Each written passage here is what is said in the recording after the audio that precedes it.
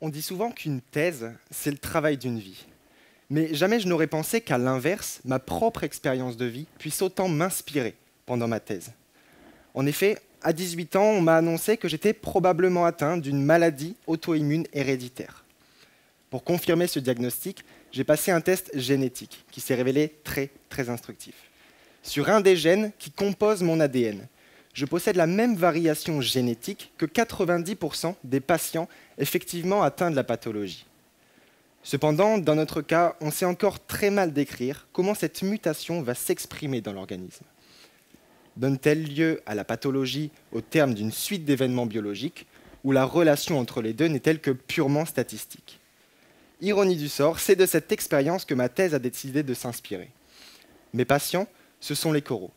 Et bien que ces organismes vivants soient menacés à l'échelle mondiale et soient moins bavards que moi, il est tout à fait possible de connaître leur état de santé en combinant quelques analyses bien ciblées.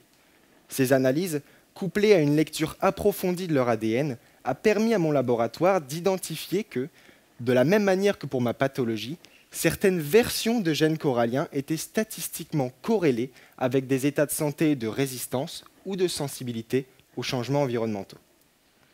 Pour moi, comme pour les coraux, la question reste la même. Ces mutations qui prédisposent à une sensibilité, une résistance ou à l'apparition d'une pathologie, modifient-elles quelque chose d'un point de vue moléculaire? Pour répondre à ces questions, on bénéficie au laboratoire d'une expertise révolutionnaire permettant de réécrire précisément des gènes chez un organisme en agissant au stade de vie le plus précoce possible, c'est-à-dire lorsque celui-ci n'est encore qu'un embryon. En mesurant les différences de réponse à l'échelle moléculaire entre un individu porteur de la mutation et un individu non porteur de la mutation, il devient possible de définir et de détailler la nature du lien biologique qui les unit.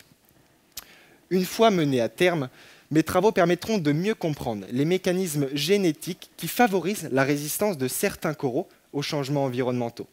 Ils permettront également de mieux comprendre les mécanismes qui sont potentiellement partagés entre un corail et un être humain, puisqu'il y en a.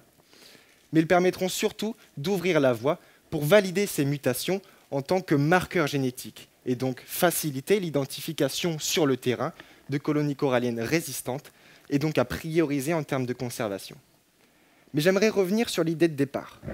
Puisqu'une thèse n'est pas uniquement le travail d'une vie, j'ai compris, et vous avez compris ce soir, que chacune de nos vies est une expérience scientifique de laquelle on doit s'inspirer pour tenter de trouver des solutions concrètes aux enjeux écologiques majeurs de notre siècle.